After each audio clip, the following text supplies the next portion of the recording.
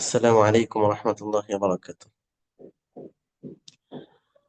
আমরা গতকাল যে পড়াটা আমরা পড়েছিলাম, গতকালকে আমাদের আলোচনা ছিল যে সিফাত মাওসুফ হওয়ার জন্য চারটা জিনিস একসাথে পাওয়া যেতে হবে। এই কথাটা আমরা বলেছিলাম।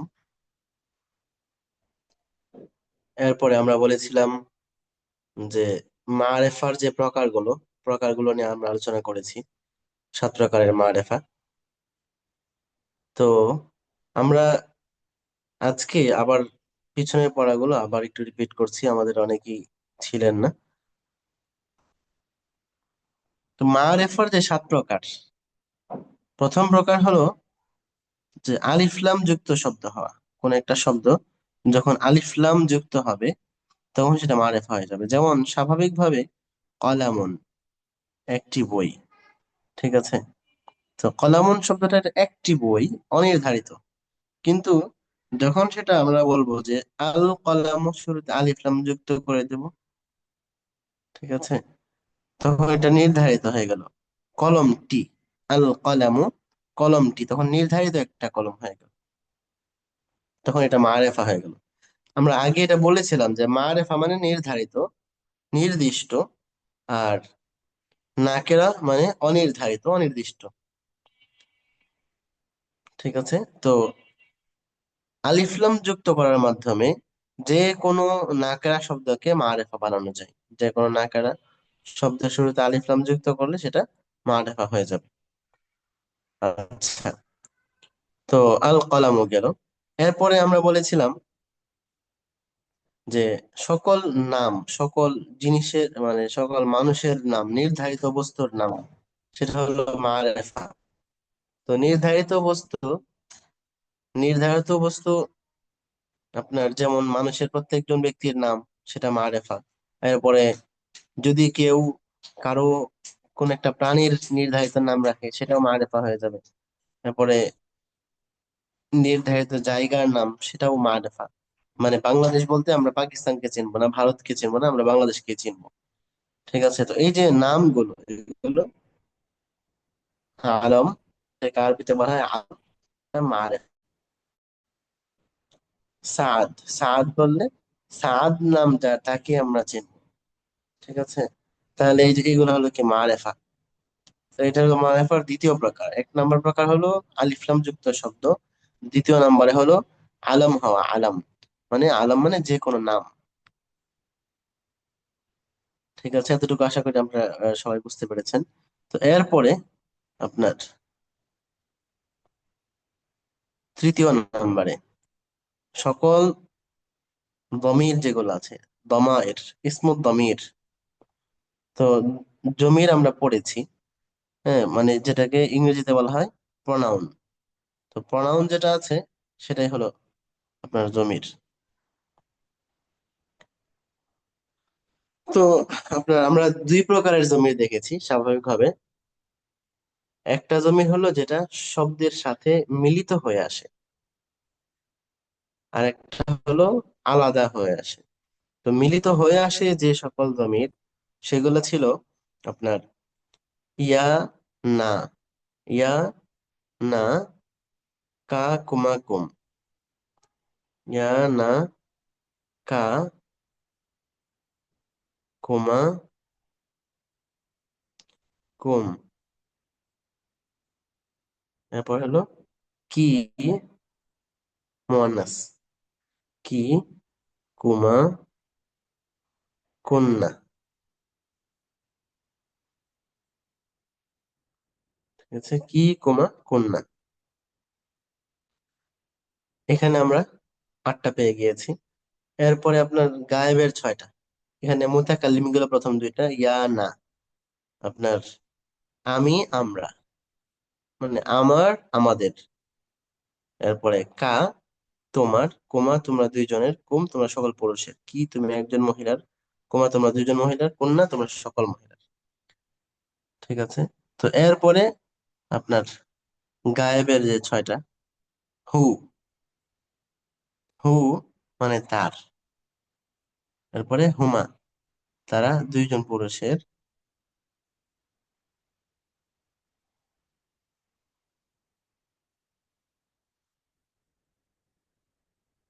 হুমা, তোমরা, হ্যাঁ তারা দুইজন পুরুষের। তারপরে হুম, তারা সকল পুরুষের, বা তারা সকল পুরুষকে। ঠিক আছে, হুম, হু, হুমা, হুম। বললো হা, সে একজন মহিলাকে বা সে একজন মহিলার। তারপরে হুমা, হুন্না, হু, হুমা, হুন্না। ঠিক আছে, এই গেল ছয়টা। তাহলে মোট আমরা 14টা সিগা যেমন আমরা পড়েছি, এই 14টা জমির।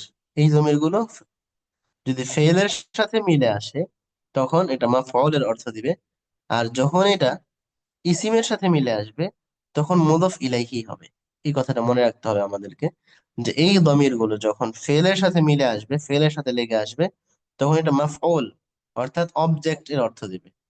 যেমন নাসরাহু, সে তাকে সাহায্য করেছে। ক্বাতালাহু, সে তাকে হত্যা করেছে।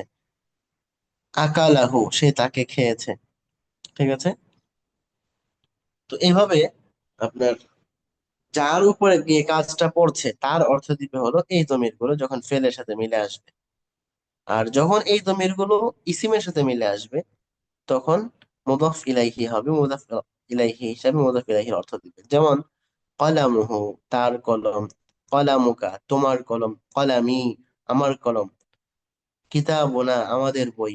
দীনুনা, আমাদের ধর্ম। রব্বুনা, আমাদের প্রভু। ইলাহুনা, আমাদের ইলাহ। রসুলুনা, আমাদের রসুল। মসজিদুনা, আমাদের মসজিদ। ঠিক আছে, তো এভাবে জমির গুলো যখন আপনার ইসিমের সাথে মিলে আসবে তখন এভাবে মুজাফ ইলাইহির অর্থ হবে। তাহলে এই ছিল আপনার যে জমিগুলো মিলে আসে। আর যে জমিগুলো আলাদা হয়ে আসে, আপনার এই ফেলের সাথে আসক বা ইসিমের সাথে আসক, সবসময় সে আলাদা হবে, অন্য শব্দের সাথে মিলবে না। এই যে এই জমিগুলো কেমন মিলে যায়, কি এই যে দেখেন, আমি দেখাই আপনাকে। নাসরা, হু, মিলে গেল। কতালা বা কুলতুহু, এই যে হ্যাঁ মিলে গিয়েছে এটার সাথে। ঠিক আছে, লেগে গিয়েছে। কলামুহু, কিতাবুহু, কিতা কিতাবুহু, লেগে গিয়েছে। কিন্তু আপনার এখন আমরা যে জমিটা পড়বো সেটা অন্য কোনো শব্দের সাথে লাগবে না, আলাদা, নিজে স্বতন্ত্র ভাবে নিজে আপনার বাক্যে বসবে। সেগুলো হলো আনা, নাহনু। আনা, নাহনু, আনতা, আনতুমা, আনতুম। আনতা, আনতুমা,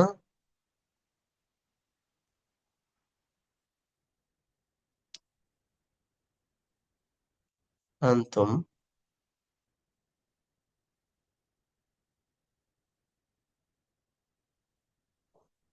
আনতুম। আনা, নাহনু, আনতা, আনতুমা, আনতুম। তারপরে আন্তি, এটা ছিল আন্তা। তারপরে মুয়ান্নাস হলো আন্তি, তুমি। আমি, আমরা। তুমি, তোমরা দুইজন, তোমরা সকল পুরুষ। তারপর হলো আন্তি, তুমি একজন মহিলা। আন্তুমা, তোমরা দুইজন মহিলা। আন্তুন্না, তোমরা সকল মহিলা।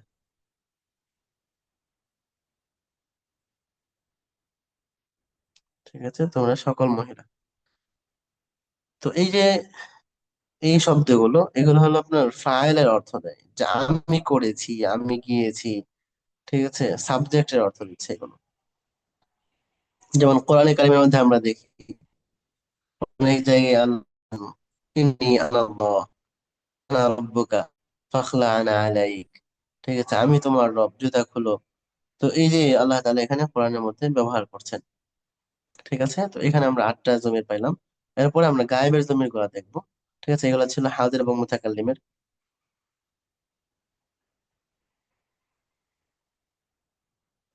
তো এখন গায়েবের যে জমির গুলো, গায়েবের জমির মধ্যে আপনার কিছুটা মিল আছে, মানে মিলে আসে যেগুলো এবং আলাদা হয়ে আসে এগুলোর মধ্যে একটু মিল আছে।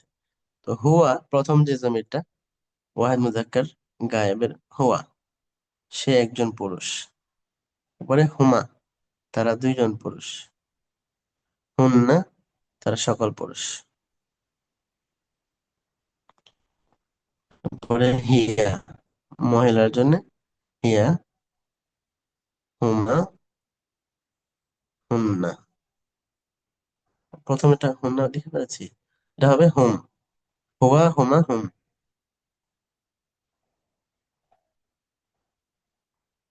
তারপরে হিয়া, হুমা, হুন্না। ঠিক আছে, এই হলো আপনার গায়েবের ছয়টা। হুয়া, সে একজন পুরুষ, হুমা, তারা দুইজন পুরুষ, হুম, তারা সকল পুরুষ। হিয়া, সে একজন মহিলা।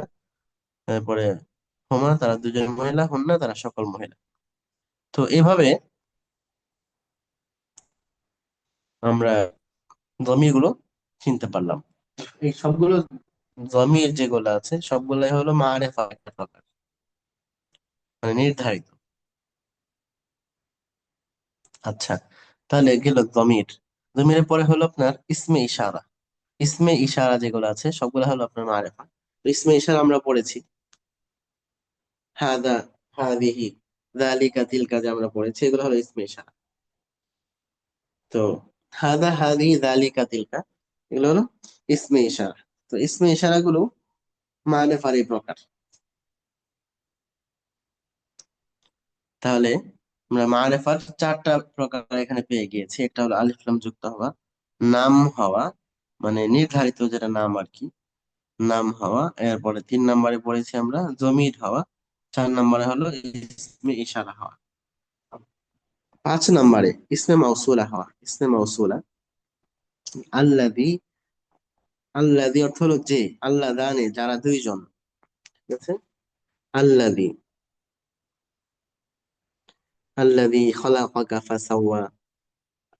ঠিক আছে, কোরআন শরীফে অনেক এসেছে এটা, আল্লাযী, আল্লাযী, যে। এরপরে তাসনিয়া হলো আল্লাহ দানে,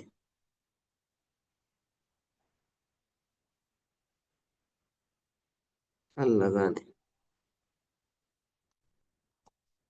আল্লাহ জিনা,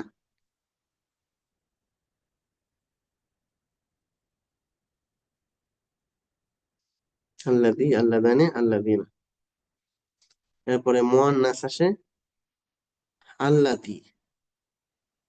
তাহলে মুজাক্কারের জন্য আল্লাযী, আর মুয়ান্নাসের জন্য আল্লাতী। আল্লাতী, টানটা হলো তার, গোল নোক্তা আর কি, 2 নোক্তা।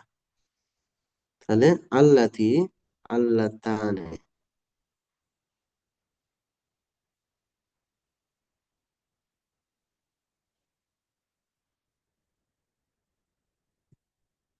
আল্লাতী,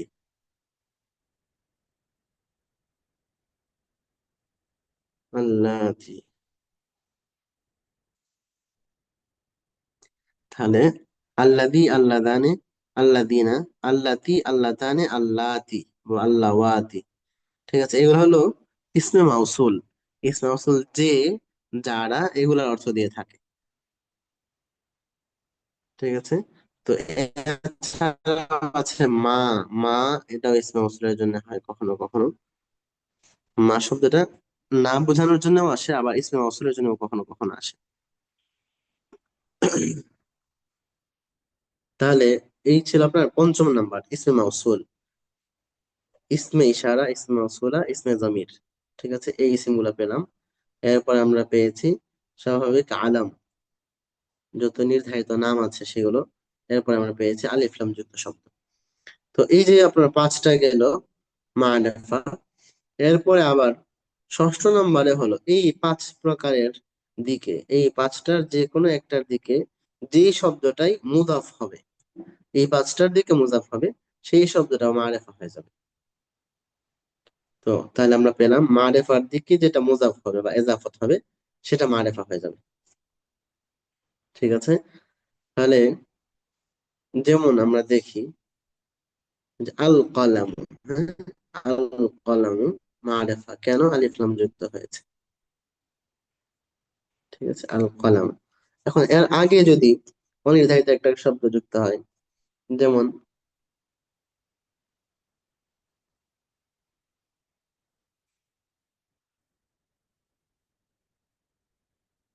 সাহিবুন, মালিক। সাহিবুন, মালিক। তো সাহিবুল কালামি, কলমের মালিক বা কলমটির মালিক। যখন সাহিবুল কালামি বলা হলো, সাহিবুন শব্দটা এটা নাকেরা, কারণ শুরুতে আলিফ লামও নাই, আবার কোনো পুরুষের নামও না, কোনো এটা জমিরও না, আবার ইসমে ইশারাও না, ইসমে মৌসুলাও না। সেই হিসাবে এই শব্দটা হলো কি নাকেরা। তো এখন যখন এটা মুদফ হয়ে গিয়েছে আল কলম শব্দের দিকে, তখন এটা আবার মারিফা হয়ে গিয়েছে।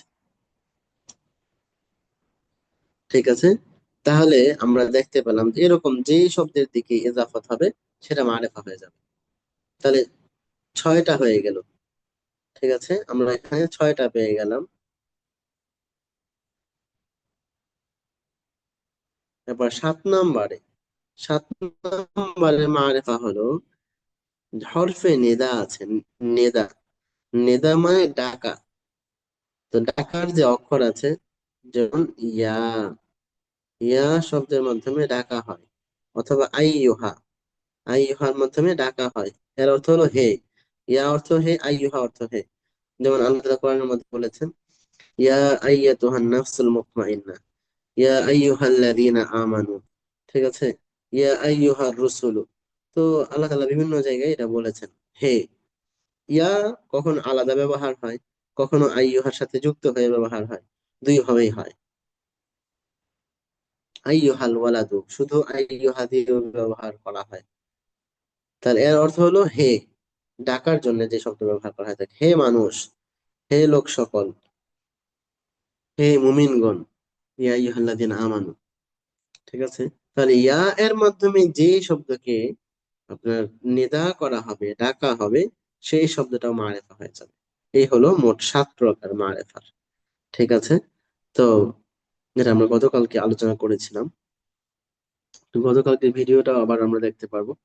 তো এরপরে গুরুত্বপূর্ণ আরেকটা বিষয়, সেটা হলো আপনার সিফত মৌসুফ। আমরা পড়েছি সিফাত মৌসুফ, আমরা পড়েছি, অর্থাৎ যে কোন একটা জিনিস এর গুণ বোঝানো, সেটা হলো আপনার সিফাত মৌসুফ। তো এখন বিষয় হলো যে সিফাত মৌসুফের মধ্যে আপনার,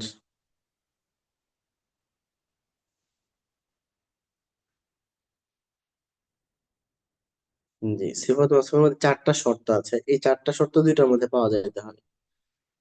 যদি দুইটার মধ্যেই 4টা শর্ত পাওয়া যায়, তখন আপনার সিফাত মৌসুফ এটা হবে পরিপূর্ণভাবে। এটা আমরা বুঝতে পারবো যে হ্যাঁ, সিফাত মৌসুফ অবশ্যই এটা হয়েছে। তো সেই 4টা শর্ত কি? তো 1 নম্বর শর্ত আমরা বলেছিলাম যে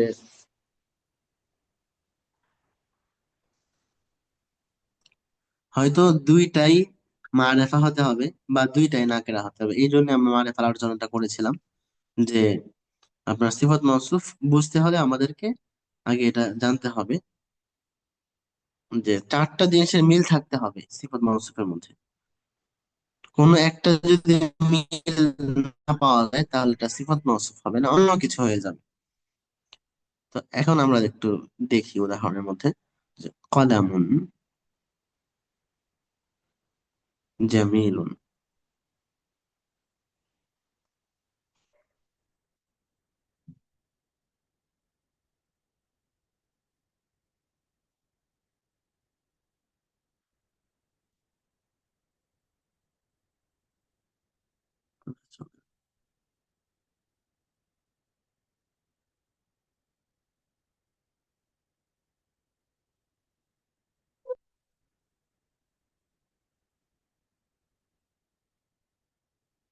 কলামুন জামিলুন।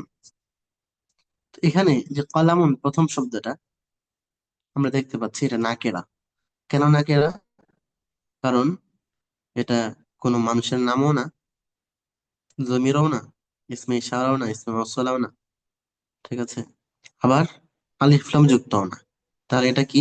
শব্দটা নাকেরা।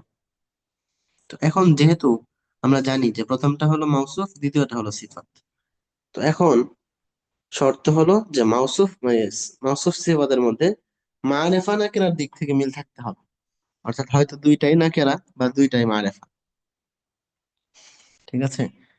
তো এখন আমরা দেখতে পাচ্ছি যে প্রথমটা নাকেরা, যেহেতু প্রথমটা নাকেরা, তাহলে দ্বিতীয়টাকেও নাকেরাই আনতে হবে। তো যখন আমরা দ্বিতীয়টাকে নাকেরা নিয়ে আসব, তখন সেটা মারেফা, তখন এটা কি হবে, সিফাত মাউসুফ হবে। তাহলে কলামুন নাকেরা, জামিলুন, হ্যাঁ, জামিলুন এটাও নাকেরা, তখন এটা সিফাত মাউসুফ হচ্ছে। এখন যদি কলামুন আল জামিলু, এখানে জামিলুনের শুরুতে আলিফ লাম লাগিয়ে দেই, তখন এটা আপনার সিফাত মাউসুফ হবে না। তখন এরকম হয়ে যেতে পারে যে জামিল কোন একজন ব্যক্তির নাম, কলামুল জামিলি, জামিলের কলম। ঠিক আছে, তখন মুজাফ মুজাফ ইলাইহি হয়ে যাচ্ছে। তাহলে এখানে আমরা একটা পাইলাম যে মারিফা নাকেরার দিক থেকে মিল থাকতে হবে সিফাত মৌসুফের মধ্যে। দ্বিতীয় নাম্বারে দ্বিতীয় নাম্বারে হলো কলামুন জামিলুন, জবরজের পেশ। ঠিক আছে, জবরজের পেশ থেকেও মিল থাকতে হবে। তো মৌসুফের মধ্যে যদি পেশ হয়, পরেরটার মধ্যে জের হয়, তাহলে এটা সিফাত মৌসুফ হবে না। বা প্রথমটার মধ্যে জবর, দ্বিতীয়টার মধ্যে পেশ, তাহলে সিফাত মৌসুফ হবে না। অর্থাৎ তিনটা, আপনার তিন কি বলে যে জবরজের পেশ, তিনটার যেটাই হবে প্রথমটাতে দ্বিতীয়টাতে সেটাই হতে হবে। সেই জবর হলে দ্বিতীয়টাকে জবর দিয়ে পড়তে হবে, প্রথমটা যদি জের হয় তাহলে দ্বিতীয়টাকে জের দিয়ে পড়তে হবে, এভাবেই পড়তে হবে। তাহলে আমরা দ্বিতীয় প্রকারের যে মিলটা থাকতে হবে সেটা আমরা পেলাম। এবার তৃতীয় নম্বরে যেটা আপনার মিল পাওয়া যেতে হবে, মুজাক্কার এবং মুআন্নাস। মুজাক্কার মুআন্নাসের বিবেচনায় আহ, মিল থাকতে হবে। অর্থাৎ প্রথমটা যদি মুজাক্কার হয়, দ্বিতীয়টাকেও মুজাক্কারে আনতে হবে। এখানে আমরা দেখেছি কলামুন জামিলুন, এখন যদি আমরা এটা বলতাম কলামুন জামিলাতুন, তাহলে ভুল হতো। অথবা কুররাসাতুন, তখন যদি আমরা জামিলুন বলতাম কুররাসাতুন জামিলুন, ভুল হতো, কুররাসাতুন জামিলাতুন। তো আমরা যখন কোরআন তেলাওয়াত করব, এই মূল মিল গুলো আমরা একটু খুঁজে বের করব, কোরআনের মধ্যে আমরা চেষ্টা করব বের করার জন্য। আচ্ছা, তো এরপরে আপনার 3 নাম্বার আমরা বলছিলাম যে তৃতীয় নাম্বারে মিল থাকতে হবে মুযাক্কার মুআন্নাসের মধ্যে, হয়তো দুইটাই মুযাক্কার হবে বা দুইটাই মুআন্নাস হবে, এরকম। আর এরপরে হলো 4 নাম্বারে যে আপনার ওয়াহেদ তাসনিয়া জমা, ওয়াহেদ তাসনিয়া জমা। প্রথমটা যদি এক বচন হয়, ওয়াহেদ হয়, তাহলে অবশ্যই দ্বিতীয়টাও ওয়াহেদই আনতে হবে। প্রথমটা যদি তাসনিয়া হয় তাহলে দ্বিতীয়টাকে তাসনিয়া আনতে হবে, প্রথমটা যদি জমা হয় দ্বিতীয়টাকে জমা আনতে হবে। কলামুন এটা এক বচন, একটি কলম। যা জামিলুন এটাকে এক বচন আনা হয়েছে। যদি কলামানে হতো তখন বলা হতো কলামানে জামিলানে, কলামানে জামিলানে।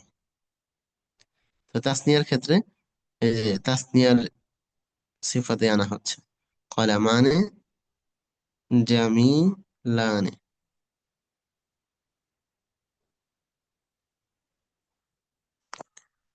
কলামানে জামিলানে। আর জমা আকলামুন, বহু বচন, বহু বচন হলো আকলামুন, কলামুনের বহু বচন আকলামুন।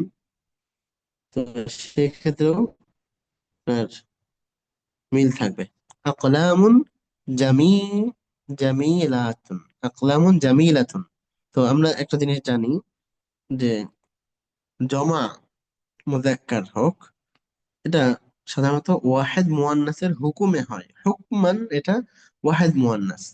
ঠিক আছে, তো এই জন্য যখন আপনার জমা শব্দ আসে, জমার সিফাতটা ওয়াহিদ মুয়ান্নাস দিয়ে আনা হয়। যেমন কোরআন শরীফে আল্লাহ তাআলা বলেছেন ফিহা কুতুবুন কাইয়্যিমাতুন, ফিহা কুতুবুন কাইয়্যিমা।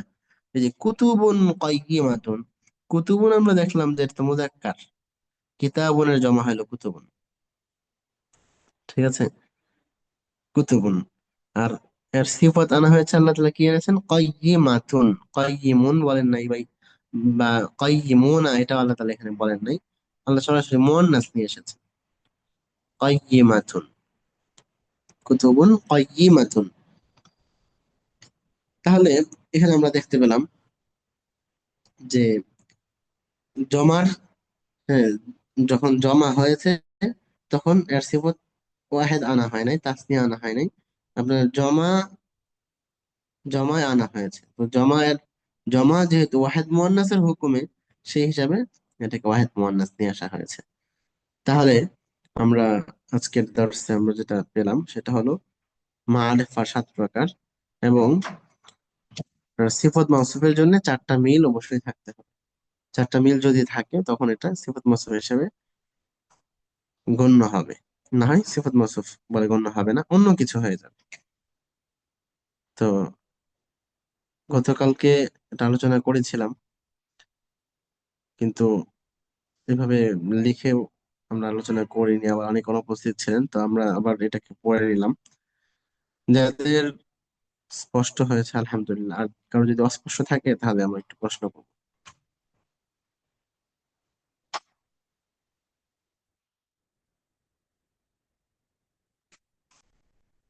কারো অস্পষ্ট থাকলে আমরা প্রশ্ন করি।